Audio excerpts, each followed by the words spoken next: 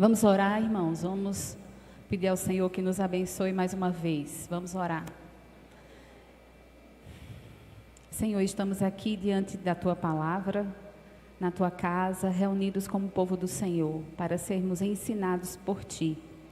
Pedimos que o Senhor nos abençoe, que o Senhor nos conduza, que o Senhor abra a nossa mente, nos faça entender, Senhor, a verdade e, acima de tudo, nos faça propagar a verdade. Que o Senhor firme cada vez mais a nossa fé e nos ajude a sermos, ó Deus, testemunhas do Senhor, dos Teus feitos, neste mundo, Senhor, onde o Senhor nos deu o ministério da reconciliação e que nós sejamos testemunhas fiéis, dispenseiros fiéis, por meio dos quais o Senhor é glorificado. Nos abençoe em mais esse momento, nos ensine, abra a nossa mente, nos conduza. Nós oramos assim, gratos por tudo que o Senhor já tem feito. E em nome de Jesus, o nosso Senhor e Salvador. Amém. Meus irmãos, quem não estava aqui a semana passada, levanta a mão, por favor. Tá, muitos estavam. Nós estamos, como praticamente todos sabem, nós estamos numa sequência de estudos, uma visão panorâmica do Velho Testamento, que acabou sendo transformado em exposição em Gênesis, porque a gente precisa, tenho falado sobre isso, entender, mastigar bastante, porque muito da nossa fé é atacada exatamente em pontos como esse, em histórias como essa, e a gente tem trabalhado isso de forma mais detalhada. Aí eu vou pedir quem é que está, Igor? Igor, por favor, você pode projetar. Na semana anterior, a gente finalmente entra no dilúvio, né? A gente entra na narrativa do dilúvio para compreender, observando detalhes sobre essa narrativa. Isso. Antes de a gente começar, eu quero ler com vocês Salmo 10, versículo 4. Antes da gente passar para o texto de Gênesis propriamente dito, vou pedir que todos leiamos juntos. Salmo 10, versículo 4.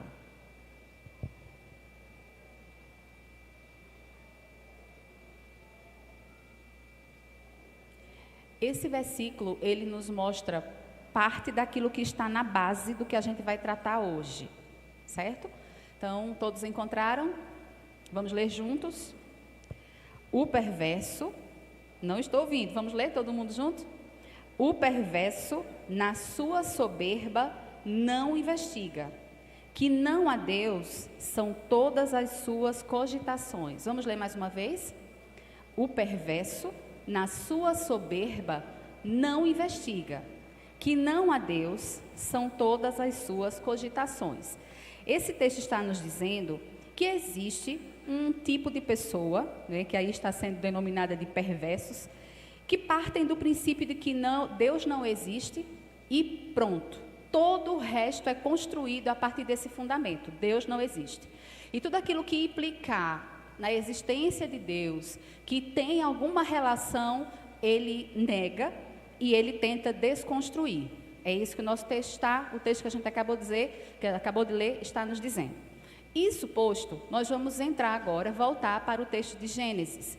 Vamos fazer uma breve retrospectiva da aula passada e a gente vai caminhar em Gênesis capítulo 7. Vou pedir que vocês abram, por favor, e a gente vai deixar aberto nesse texto.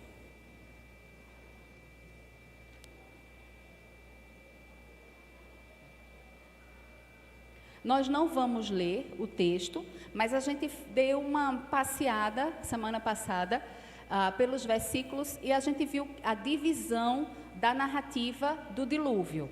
Nós estamos estudando há várias semanas, chegamos nesse momento de tratar especificamente do dilúvio e a gente viu por que Deus trouxe o dilúvio sobre a terra? Porque a iniquidade se multiplicou de maneira absurda, inigualável.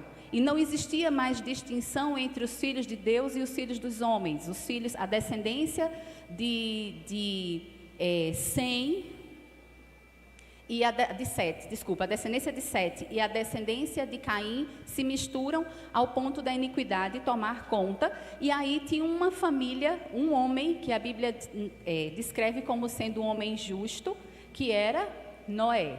Então Deus orienta Noé a construção da arca. Nós vimos isso, nós vimos inclusive a réplica da arca que existe num parque americano, vimos isso em aulas passadas. E aí a gente chega no dilúvio. O que foi que a gente viu aula passada? Gênesis 7, todo o capítulo 7. Primeiro, a ordem para entrar na arca, no versículo 1. Versículo 2 e 3, a distinção entre animais limpos e imundos. Por que os animais limpos em maior quantidade, eles eram usados para sacrifício, seriam usados depois da saída de Noé e da sua família. Vimos que Deus fala 7 dias antes que o dilúvio iria acontecer, e a gente viu que há uma repetição de termos nessa direção aí. Exterminarei todos os seres que fiz. Então, há uma ênfase, uma repetição Deus traz essa ênfase de que vai exterminar tudo, com exceção aqueles que estiverem na arca e animais que são aquáticos. A afirmação da obediência de Noé e da autoria de Deus no versículo 5. No 6, a idade de Noé. 7 a 9, a confirmação de que aquela família e os animais estavam na arca. O versículo 10, o início do dilúvio, 7 dias após a entrada. Versículo 11 e 12, é muito importante que a gente veja o versículo 11 e 12. Vamos ver juntos? Esse a gente vai ler, tá? Esses a gente lê. No ano 600 da vida de Noé, aos 17 dias do segundo mês, nesse dia, romperam-se todas as fontes do grande abismo, e as comportas do céu se abriram, e houve copiosa chuva sobre a terra durante 40 dias e 40 noites. A gente viu aqui que primeiro, a gente tem uma visão, grosso modo, e senso comum, que o dilúvio foi basicamente o quê? Quando a gente pensa no dilúvio, a gente pensa o quê? Muita água, mas vindo de onde? Chuva. Não é isso? Então choveu muito e as águas cobriram, só que a Bíblia não nos diz isso. A Bíblia diz que primeiro romperam-se as fontes do abismo, as fontes do grande abismo, e depois chove. Isso é muito importante, tá? E aí continua no versículo 13 a 16, detalha mais um pouco sobre quem entrou e essa informação de que o Senhor fechou a porta após ele. No versículo 17, pode passar. O tempo e a constância do dilúvio, 40 dias e 40 noites. A gente vê que a arca cumpre o propósito, ela não é feita para ser conduzida, né? Não existia nenhum instrumento para que ela pudesse ser conduzida, mas apenas para flutuar. 18 a 20, o alcance das águas, e a gente vai ver que todos os altos montes que haviam sobre a terra, isso é muito importante, não diz todos os altos montes da terra, mas que haviam sobre a terra. A devastação prometida é confirmada e o tempo que o dilúvio dura. 150 dias, 40 dias e noites de chuva, com 110 dias de água sobre a terra. E aí a gente viu, pode passar, a gente viu um comentário do teólogo João Calvino sobre, pode passar. Tá, e aí a gente começa a tratar do assunto de hoje. Existem evidências que confirmam, que nos fazem enxergar a ocorrência do dilúvio de forma universal? Primeiro, a gente sabe que, o que é que se diz contra o dilúvio? Primeiro, que foi uma inundação localizada, que houve sim uma grande inundação, mas naquela região, não é isso que a gente escuta? Segundo, que essa história do dilúvio é um mito que Noé contou com base em mitos de outras civilizações, que naquela época muitos povos falavam sobre isso, inclusive a gente estudou o mito, né, viu alguns detalhes do mito de Gilgamesh, que é um dos principais, mas muita gente diz isso, que é mito, porque não tem como a água cobrir tudo o que existe. É um absurdo, não existe evidências do dilúvio universal. E aí a gente traz essa pergunta: existem evidências do dilúvio universal? Qual é o nosso ponto hoje? Qual é o nosso argumento hoje? Seguinte, sendo a Bíblia verdadeira, Deus nos diz que o dilúvio foi universal e que todas as coisas foram destruídas, ok? Então, essas evidências existem. E será que nós temos tecnologia, vou usar aqui uma figura de linguagem, olhos suficientes para enxergar essas evidências? Será que a gente já chegou em evidências que mostram que houve inundação global? Será? E aí, a nossa aula é sobre isso hoje, certo? A gente não vai tanto para a Bíblia hoje, a gente vai para alguns estudos. A semana passada, nós já trouxemos isso aí. Primeira coisa, alguém diz assim, muitos dizem assim, como os animais chegaram na arca? Porque, veja o oceano que separa, só pensa na região aí, pensa na América, nas Américas, pensa no continente, olha o oceano no meio. Como os animais chegaram? O primeiro ponto de partida é o quê? Antes existia o quê? Um só continente, que foi, aí no início do século XX, foi descoberto, isso foi uma descoberta de Alfred Wegener, eu não sei se assim que se diz o nome dele, mas enfim, segundo a teoria naturalista, e aí a gente vem para o texto que a gente leu do Salmo 10. Eles dizem que Deus não existe, então eles vão construir toda uma explicação que nos tire da percepção de que tem alguma coisa a ver com o sobrenatural. Eles vão tentar explicar tudo do ponto de vista do naturalismo. Matéria, energia, forças da natureza. Então, as explicações vão sempre girar em torno disso. Na visão naturalista, há a percepção de que a Pangeia, que é esse grande continente, existiu em torno de 230 milhões de anos. Aí vai dizer assim, tá, Isabela, isso não é um problema, pensar dessa forma nos milhões e milhões de anos. Será que não é um problema? Segundo a narrativa bíblica, quando a gente observa como a Bíblia relata a criação e as ocorrências do início, ali está a evidência de milhões e milhões de anos. Deus fez os seres humanos num processo lento, gradativo, aleatório, foi assim?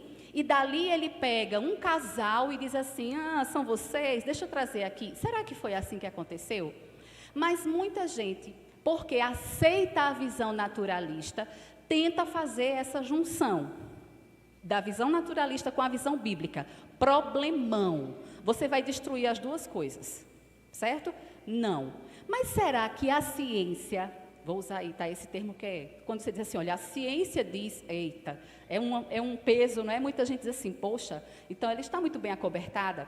Mas será que não existem evidências percebidas pela ciência que corroboram o que a Bíblia nos diz? E que não falam dessa história de milhões e milhões de anos, que trazem evidências que confirmam que o relato bíblico é verdadeiro? Será que existe? Será que também tem ciência para isso? O que é que vocês acham? Sim ou não? Sim. Sim, tá? Vamos caminhar mais um pouquinho. Então, como é que os animais chegaram na arca? Existia apenas um continente. Ou seja, o relevo que nós temos hoje, a geomorfologia, a forma como a Terra ela é, enfim, não era a forma original. Esse é um ponto de partida. Alguma coisa aconteceu e houve muita mudança. Então, será que os altos montes que a gente tem hoje, as cordilheiras que a gente tem hoje, elas existiam no começo? Porque tem gente que diz assim, não tem água suficiente para cobrir essas altas montanhas. Então, só aí o mito do dilúvio já está claro. É um mito. Será que é assim? Então, vamos lá.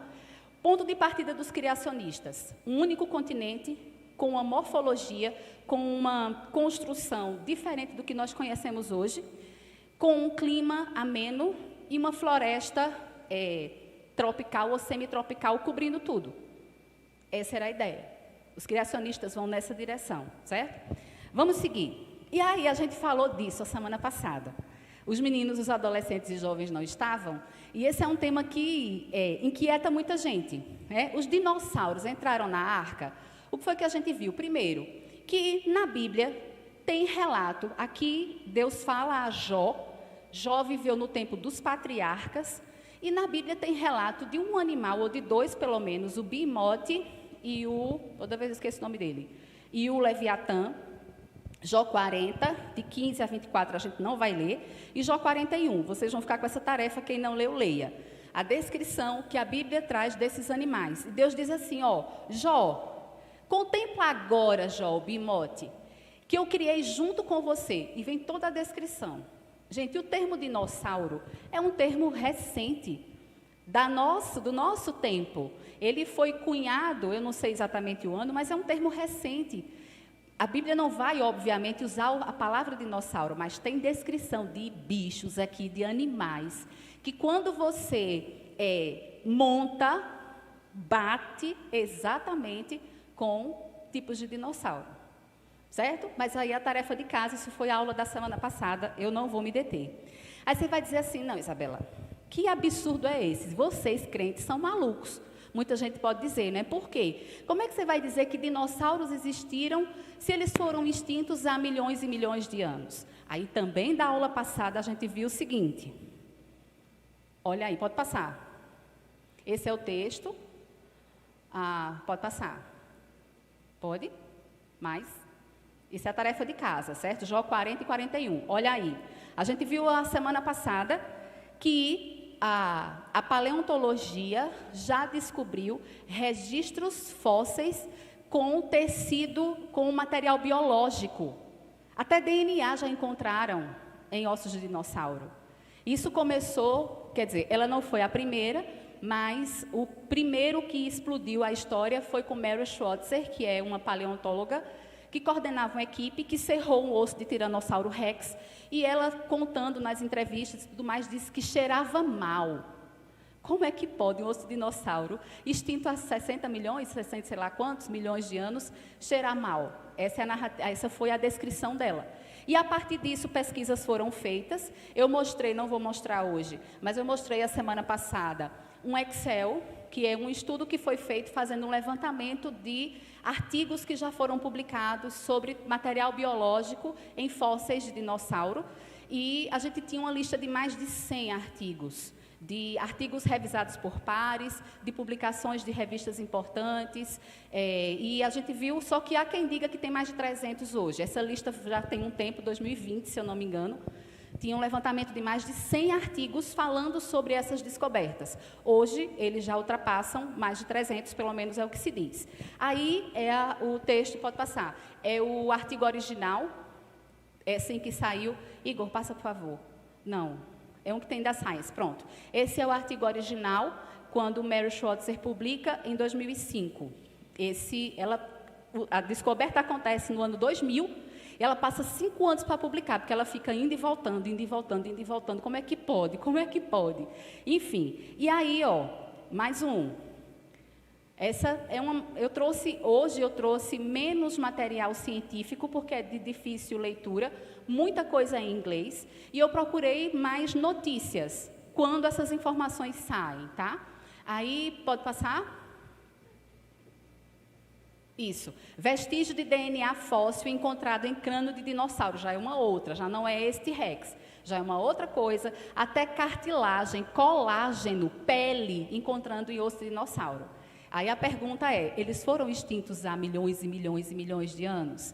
Seria difícil dinossauros terem convivido com seres humanos? Bem, a Bíblia diz que eles conviveram. Pelo menos a narrativa de Jó, por inferência, a gente pode afirmar isso. Vamos seguir. Olha aí, o tipo de material que é encontrado. Isso é cartilagem de um Hipacrosaurus. Pode passar. Proteínas de colágeno, aí é uma descrição de um comentário. Olha mais, olha o tipo de material que é encontrado. É isso.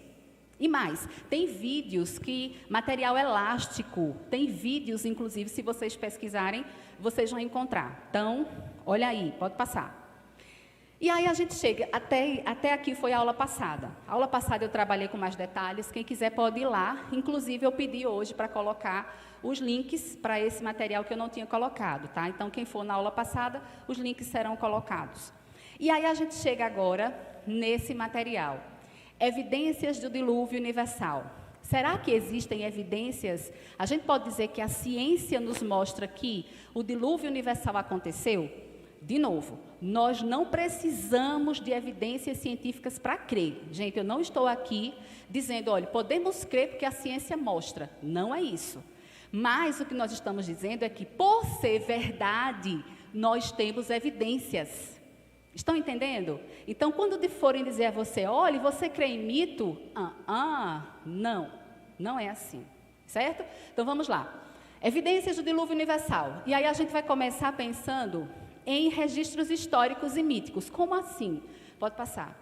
Gente, se realmente o dilúvio aconteceu, então os povos, de um modo geral, deveriam ter lembrança disso. Não é uma narrativa de um povo somente.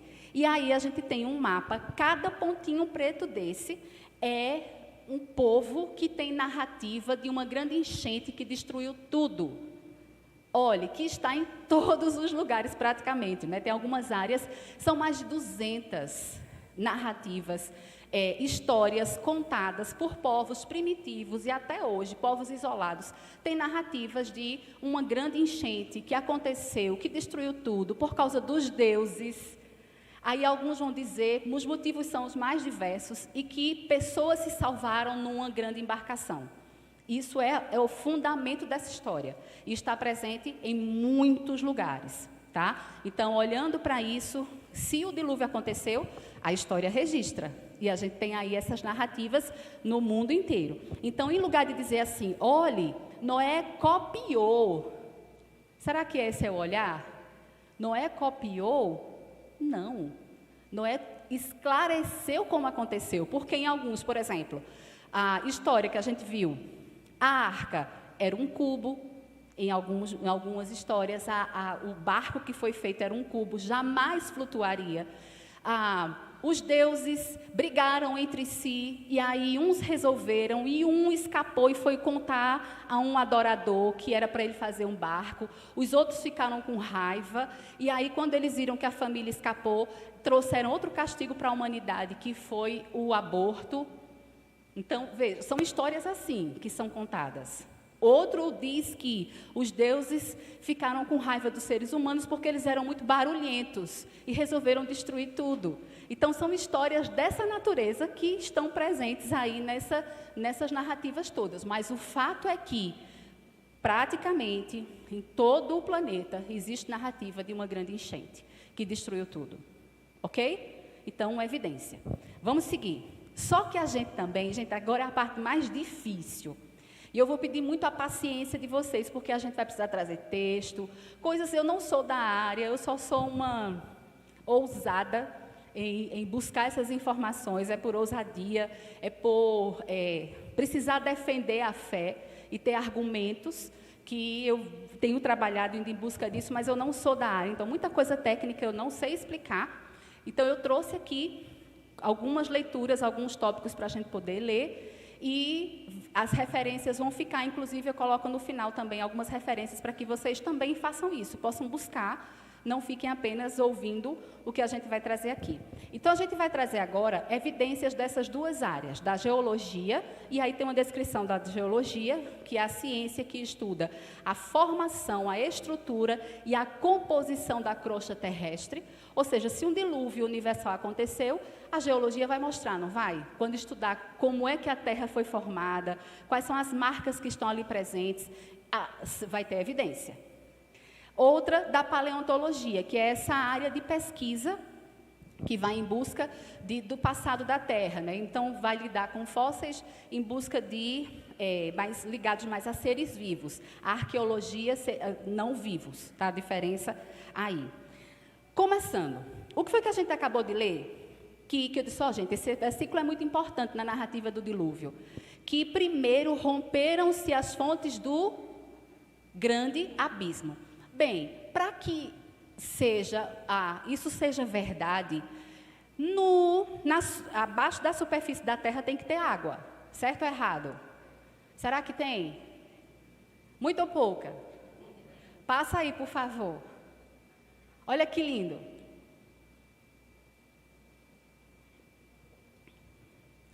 Isso é o mapa mundi das águas subterrâneas. Vejam, o volume total estimado é cerca de 23 milhões de quilômetros cúbicos de água subterrânea. Não sei o que significa isso na prática, mas é muita água, certo? Se fosse possível retirar, isso a fonte está embaixo, certo, gente? Nature Geoscience, é a revista. Se fosse possível retirar essa água e depositá-la sobre a parte seca da terra, ela poderia produzir um dilúvio que cobriria todos os continentes com uma profundidade de 180 metros. Ou poderia elevar os níveis do mar em 52 metros se fosse espalhada sobre o globo inteiro. Isso com a geologia que a gente tem hoje, com a geomorfologia que a gente tem hoje. Não está falando de como era antes, tá? Que os montes não existiam naquela altura, mas o que a gente está vendo aí é que tem água à vontade. Olha mais. Descoberta de um imenso reservatório de água nas profundezas da terra. E aí ele mostra esse desenho que tem aí.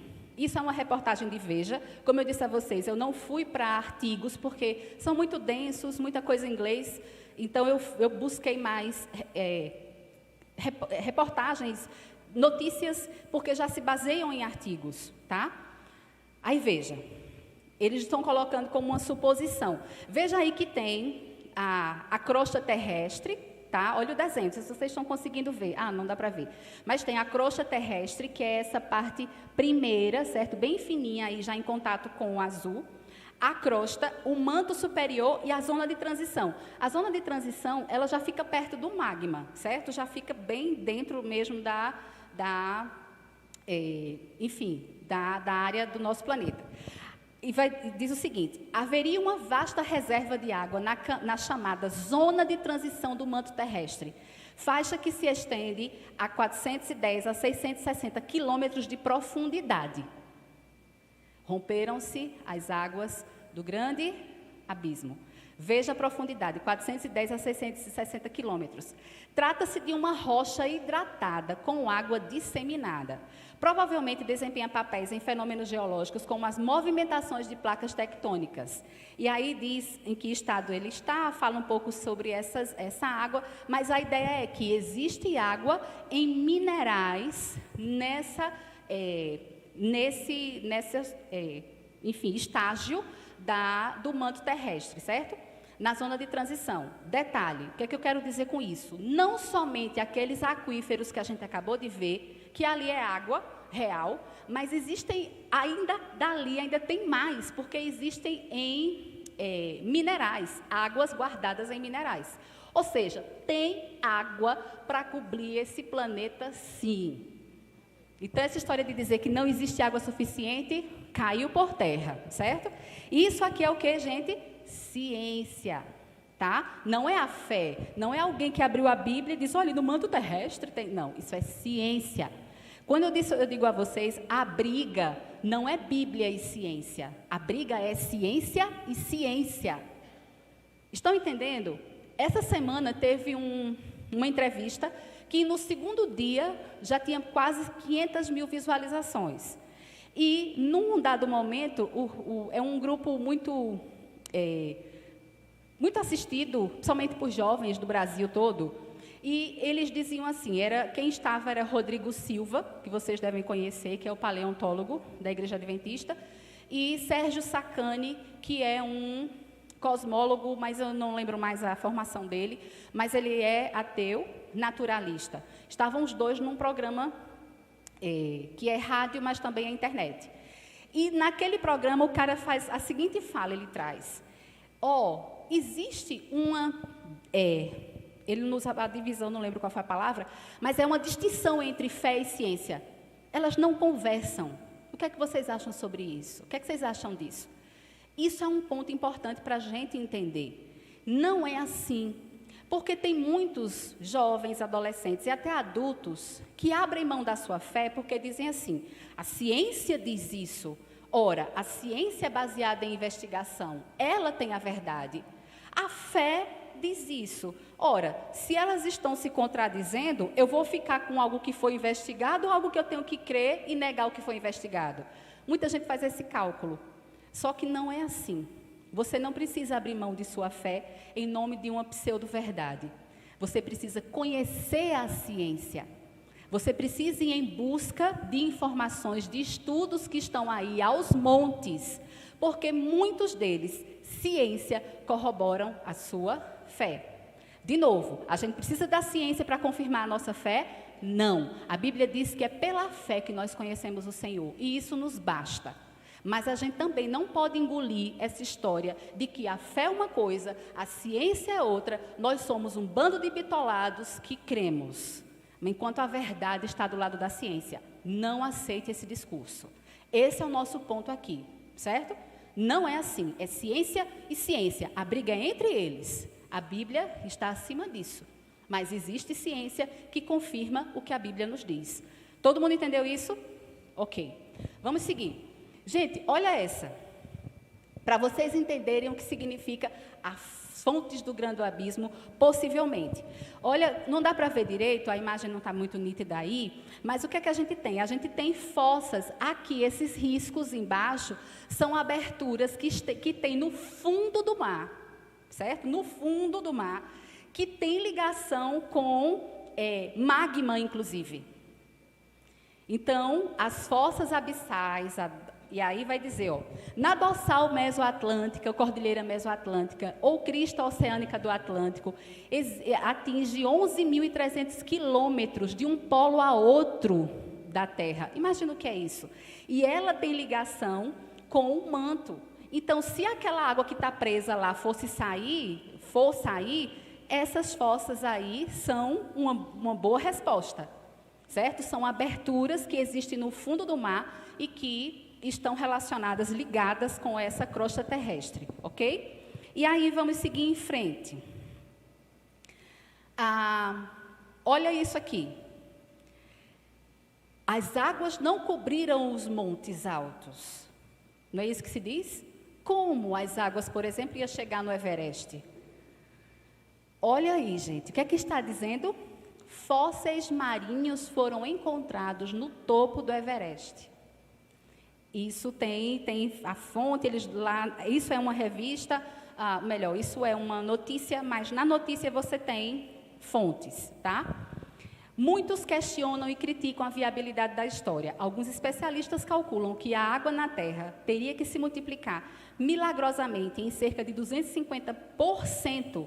Apesar das críticas, a NASA confirmou a presença de calcário e fósseis marinhos do oceano no topo do Monte Everest. Como? Ou as águas cobriram até lá, ou o Monte Everest foi construído durante o dilúvio. Estão entendendo? Ou aconteceu das águas cobrirem, que não é provável.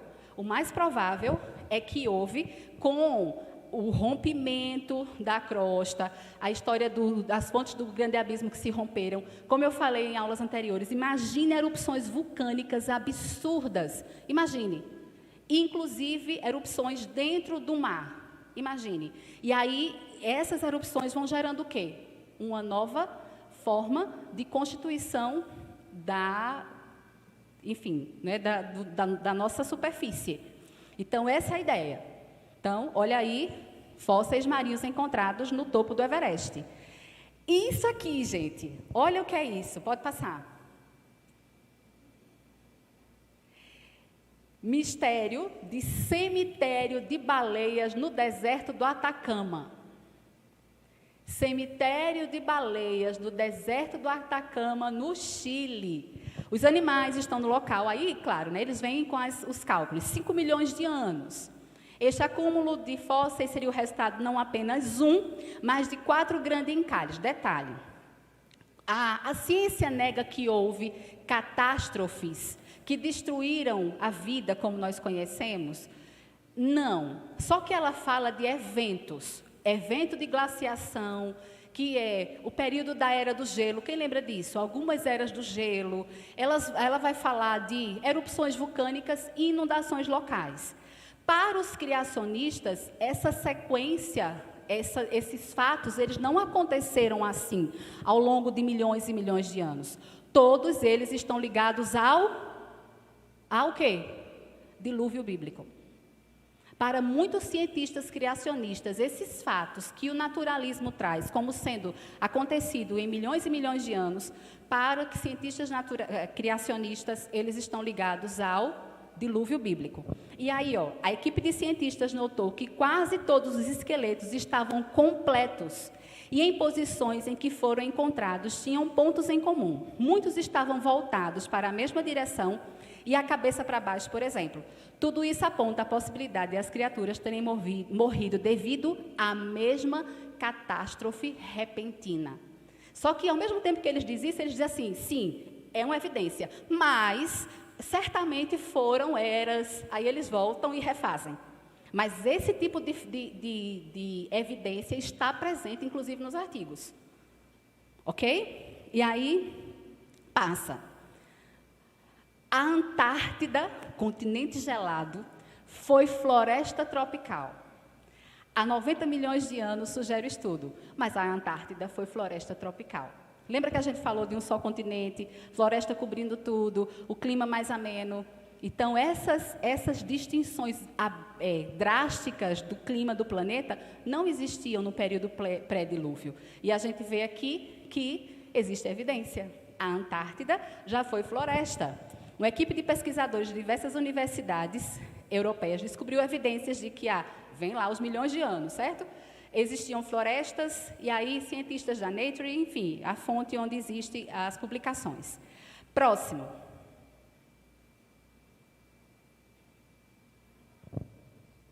A Antártida, mesma coisa, foi um dia coberto de florestas. Estávamos no alto dos picos gelados, quando encontramos uma camada de sedimento cheia de folhas frágeis e gravetos. Mais tarde, a equipe descobriu que esses fósseis eram restos de arbustos. Outros fósseis revelam que florestas verdadeiramente subtropicais existiram na Antártida em períodos anteriores, durante a chamada Era dos Dinossauros. Conviveram com os dinossauros essas florestas. E ela fala o seguinte, que embaixo tem em negrito, encontramos com frequência troncos fossilizados que devem ter vindo de árvores muito grandes. Hoje, lençóis de gelo com espessura de 3 quilômetros cobrem a região, enfim. Mas fala de uma floresta com árvores muito grandes, com folhas grandes, com musgo, numa constituição bem diferente do que a gente conhece, tá? Confirmando aquela visão de que o mundo era diferente antes do dilúvio. Segue. Deixa eu tirar aqui, tem uma imagem a mais, eu dupliquei. Essa de cá não é para estar. Deixa eu apagar aqui para ler direito. O texto é assim: cientistas encontram floresta fóssil gigante em minas nos Estados Unidos, mina de carvão. Imagina a profundidade, 40 metros de profundidade. Floresta fóssil. Encontraram uma floresta gigante nessas minas de carvão. Vou passar. Vale das Baleias, no deserto egípcio. Baleias num deserto, no egípcio, mas também no Paquistão, foram encontradas. Vale das Baleias, olha a fonte em cima, National Geographic. Pode passar. Áreas do continente que já foram há um dia. Diz assim, se analisarmos diferentes épocas da história da Terra, quase todos os lugares do mundo já estiveram cobertos por água. E o que faz com que isso aconteça são, aí vem as explicações, os ciclos da natureza e assim por diante. Mas a ideia é que as partes do mundo, aqui está dizendo que já estiveram cobertas por água. Pode passar. Aqui, gente, é um mapa de fósseis de mesma espécie. Veja como essa linha, ela permeia os continentes. Mapas de fósseis de mesma espécie, certo? Pode passar. Outra evidência são os blocos erráticos. O que são blocos erráticos? São grandes pedras que estão numa área que não tem nenhuma correspondência geológica. Eles não são dali. Eles foram parar naquele lugar. E aí a gente tem, por exemplo, Ilhas Britânicas, trazidas do Mar do Norte, das montanhas da Noruega. Na Escandinávia, tem blocos que vieram da Alemanha. No centro da Alemanha, existem pedras da Noruega. Na região báltica da Polônia, vieram da Finlândia. Enfim, bem pertinho, né? O que foi que empurrou essas pedras? O que é que vocês acham? Será que existe alguma catástrofe que fez com que essas pedras chegassem aí? Como é que isso é explicado? Glaciação. A era do gelo gerou isso aqui, certo? É assim que eles explicam. Mas o que é que nós temos? Grandes chamados blocos erráticos, que são essas pedras absurdas que rolaram de lugares muito distantes um do outro. O que é que vocês acham que pode ter causado isso? Água em grande volume. Vamos lá. Registros fósseis. Vamos falar dos registros fósseis agora. O tempo está indo embora, mas dá tempo. A teoria da evolução nos informa que os animais que se transformaram em fósseis foram depositados e sepultados nos sedimentos após a sua morte, lentamente se transformaram ao longo de milhões e milhões de anos, foram se acumulando numa que eles chamam de coluna geológica. Então, quando olha, por exemplo, olha uma montanha que tem uma coluna geológica, então ali tem momentos diferentes da história, a distinção em milhões e milhões de anos por causa dos fósseis. Eles dizem que isso aconteceu de forma lenta, gradual, durante esses milhões e milhões de anos. No entanto, o processo de formação de fósseis, ele precisa ser rápido. Um animal que morre, se ele fica à exposição na natureza, o que é que acontece com ele? Ele se decompõe, ele é decomposto. Então, para que exista fóssil, é preciso que existam condições específicas de soterramento, de, enfim, mineralização. Os minerais entram e tomam espaço daquilo que está sendo deteriorado. Então, os fósseis eles não acontecem assim, deixa na natureza e durante milhões e milhões de anos, tá? São eventos em que geram essa condição e, a partir disso, eles protegidos, e aí eles passam anos e anos e anos e anos, certo? E aí esse texto está dizendo, falando sobre isso, que não é assim, não é ficar na natureza e que algum evento acontece para que os fósseis ocorram. Olha isso aqui, gente, desse lado de cá, tem uma árvore petrificada com cerca de 10 metros de comprimento que atravessa camadas sedimentares. Como assim? Na geologia, as camadas sedimentares correspondem a eras, certo? Cenozoico, paleozoico, lembra que a gente estudou isso? Não, também não me lembro, tá? Mas a gente estudou. E aí, a gente tem essas eras, mas a gente tem fósseis assim, que atravessam todas elas. Como é que pode? Como é que pode? Vamos seguir. Fóssil de um peixe soterrado ao se alimentar, o maior devorando o menor, ou seja, mostrando que aquilo aconteceu de forma abrupta. Então, e muitos dos fósseis estão dessa configuração. Pode seguir. Isso aqui, gente, Marcos Eberle brinca que ele chama que é uma sopa de dinossauros, uma sopa de fósseis. Veja o que é que tem aqui, ó, ossos animais encontrados de várias espécies, todos juntos no mesmo lugar, de boi, de cavalo, de veado, de leão da caverna, de urso, de lince, de pantera. Ou seja, aqueles animais, eles foram levados todos, os ossos ou o corpo deles, foi levado todos para o mesmo ambiente. O que é que gera isso? Ou eles estavam correndo, fugindo de alguma situação, ou eles foram empurrados para ali. Bate ou não bate? Pois é, certo? E precisa de água para o fóssil. Vamos lá. Mais um. Aqui é um fóssil.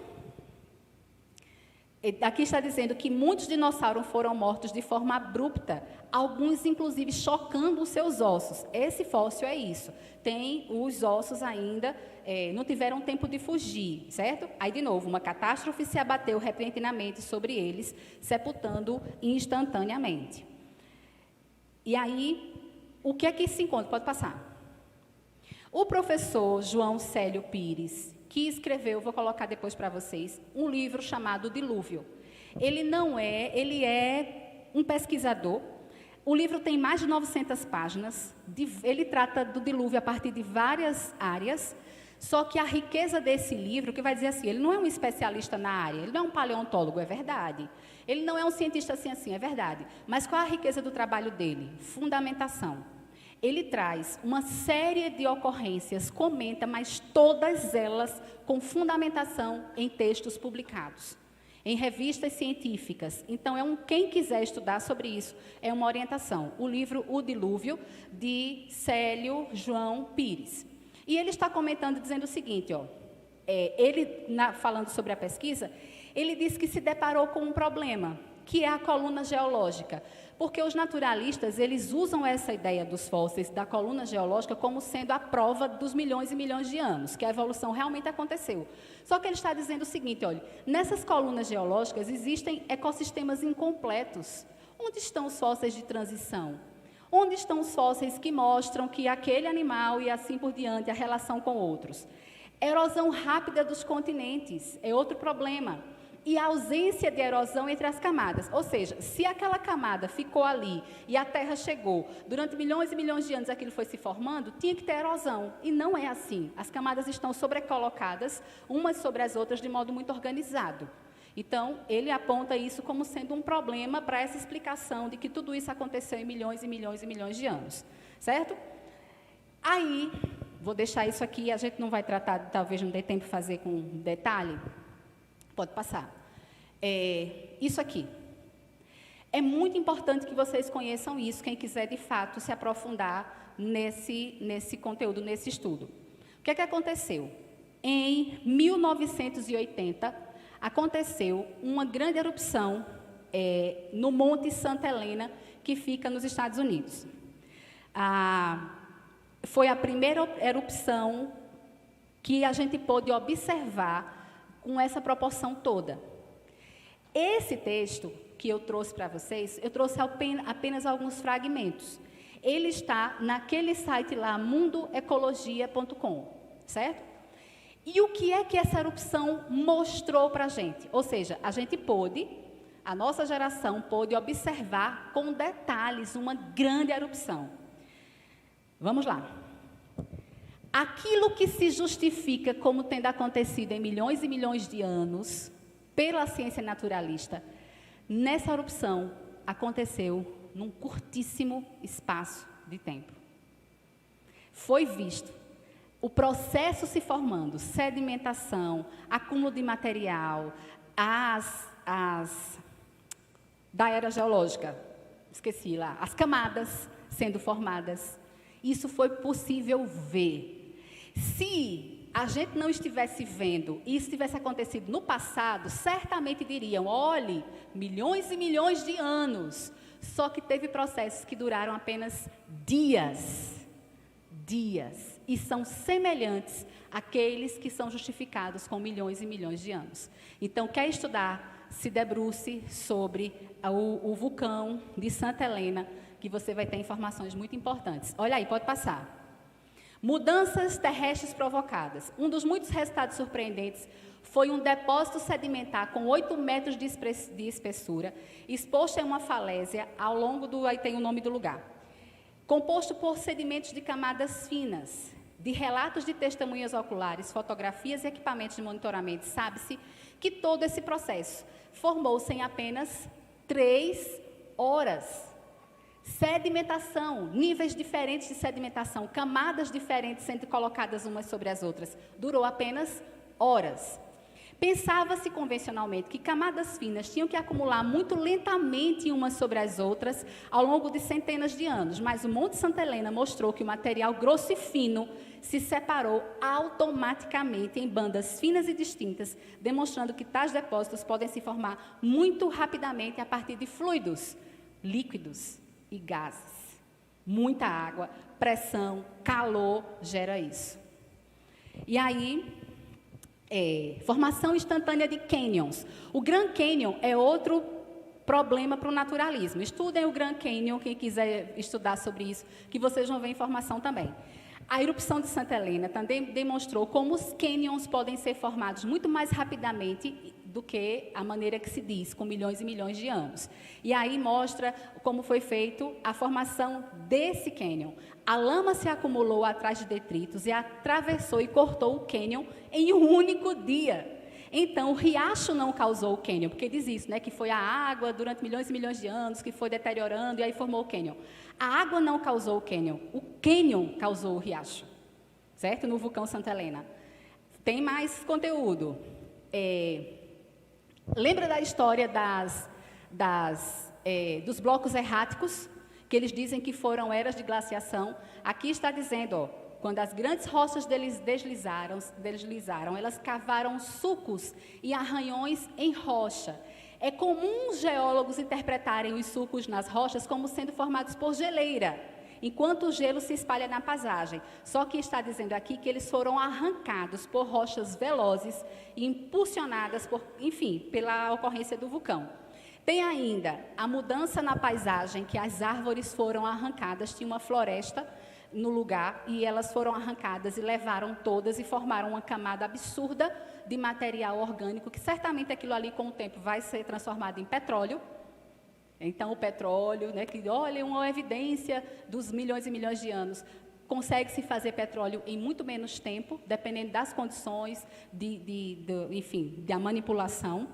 E tem mais um exemplo abaixo, o seguinte: a explosão desse vulcão foi grande, mas em comparação ao que acontece no planeta foi muito pequeno.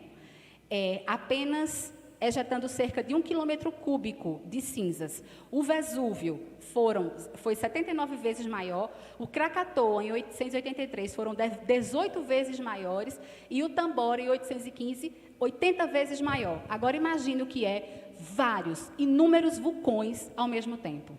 Quando Deus diz, abram-se as comportas do grande abismo, e esses vulcões, sejam na superfície, sejam erupções marítimas, acontecendo ao mesmo tempo.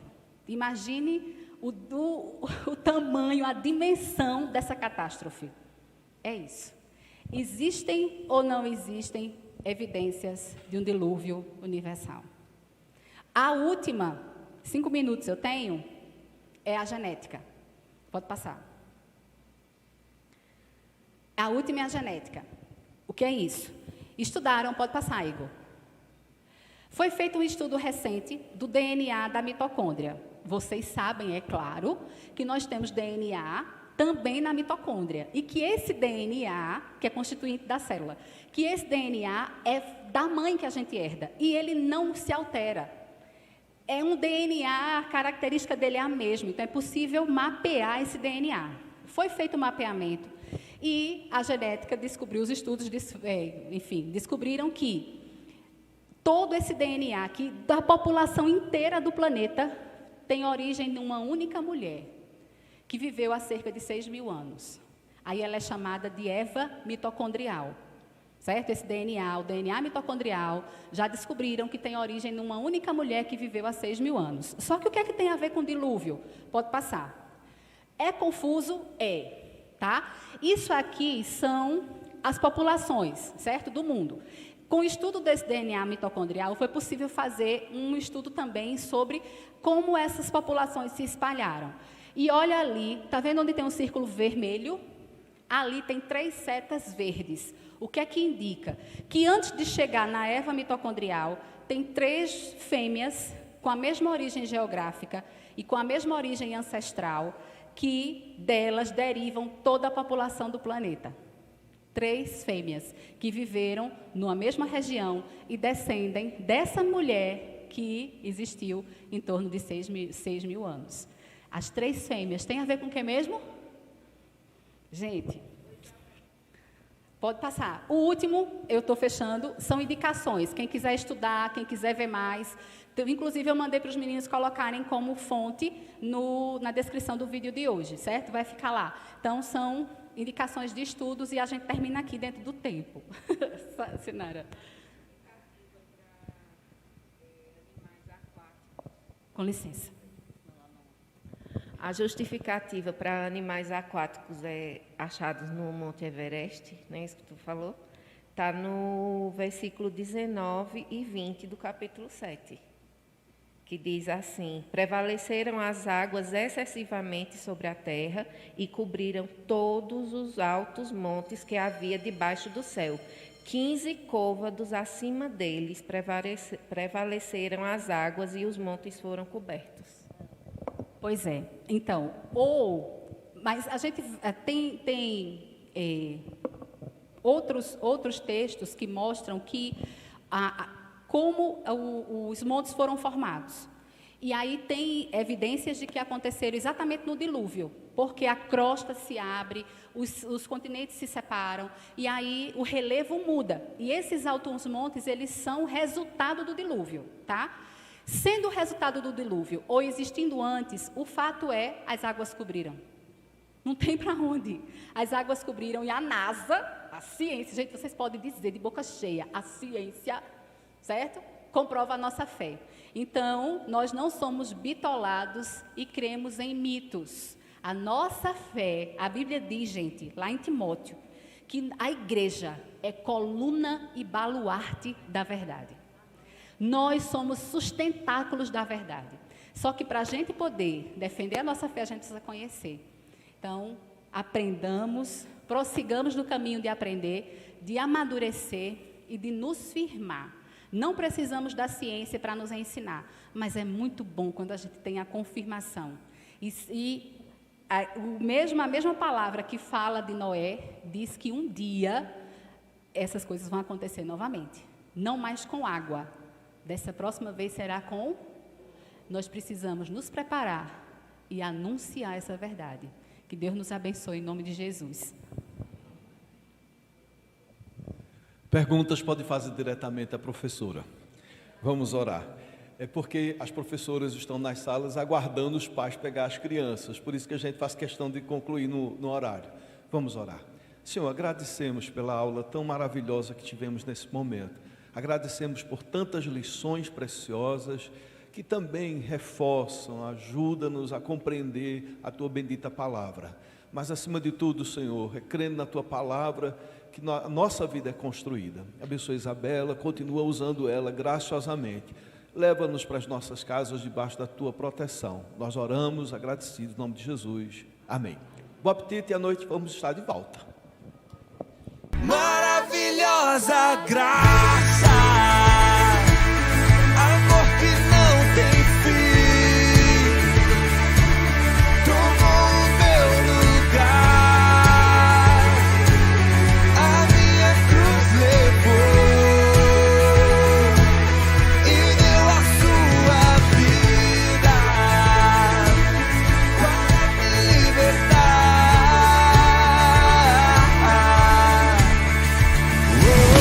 Jesus, eu canto pelo que fez por mim.